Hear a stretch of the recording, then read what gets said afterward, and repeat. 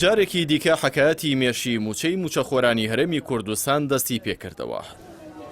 ناوەڕاستی مانگی یانزێ و دیار نییە کەی هەواڵێک لە موچەی مانگی دەدێت و کەی خشتەکەی بڵاو دەکرێتەوە و دوجار کەی دابەش دەکرێت. پەرلەمانتارێکیش دەڵێت مەترسی لەسەر موچەی دوومانگی داهاتووی کۆتایی ئەمساڵی هەرێم دروست بووە. هەرچەندە بڕیار بوو دەی مانگی ڕابردوو هەرێم لیستی موچەی بۆ بەغدا بناردایە، بەڵام لیستەکە لە 3 مانگی یانزەوە دوای 23 ڕۆژ بە کۆڵێک کەم و کوڕیەوە ڕەوانەی بەغدا کرا. سۆران عومەر سەرۆکی فراکسیۆنی کۆمەڵی دادگەری لە ئەنجومەنی نوێنەرانی عێراق دەڵێت حکوومەتی هەرێم لیستی موچەی خانانشینانی باوتاکراوی بۆ وەزارەتی دارایی فیدراڵ ناردووە کە پێش هەڵبژاردنەکان بەبێ ڕەزامەندی بەغدا موچەی خانانشینانی شارستانی هاوتا کرد.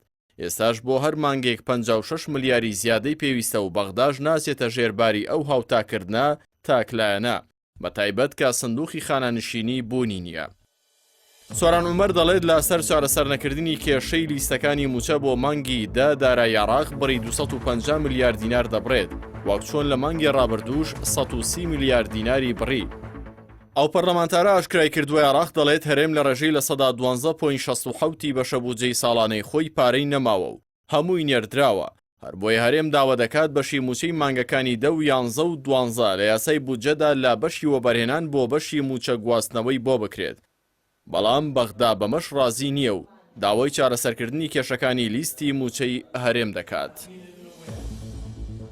5 کێشە چارەسەر نەکراوەکەی لیستی موچە: هەبوونی دوو موچەی لە نێوان وەزارەتەکانی هەرێم یان لە نێوان هەرێم و بەغدا، نەبوونی ژمارەی وەزیفی فەرمانبەرانی هەرێم کە گومانی زۆری خستووەتە سەر لیستی موچە، دووبارەی ژمارەی وەزیفی فەرمانبەر بە جۆرێک چەند فەرمانبەرێک یەک ژماری وەزیفی هەیە و هەر مانگێکیش ژمارەکەی جیاوازە، نەبوونی بایۆمەتری کە تاوەکو ئێستا هەزاران کەس بایۆمەتریان نییە و تازە دامەزرێنراون. فەرمانبەر و مامۆستایانی خوێندنی کوردی و بەڕێوەبەراتەکانی کەرکووک کە موچیان لە هەرێمە و لەسەر فەرمانگا فیدراڵیەکانن. گرێکوێرەیەکی دیکەی کێشەی موچە داهاتەکانی ناوخۆیە. هەرێم تا ئێستا پابەندیەکانی خۆی جێبەجێ نەکردووە و لە دەمانگی ڕابردوودا تەنها 320 ملیار دیناری بۆ بەغدا ناردووە و هیچ بەڕانەوتێکیشی ڕادەستی سۆمۆن نەکردووە. بەم هۆیەوە لە زیادکردنی داهاتی عێراق بۆ ساڵی 2024 هەرێم تەنها 320 ملیار دیناری زیاد کردووە، بەڵام بەغدا نزیکی 7 تریلیۆن و 500 ملیاری بۆ موچە ناردووە.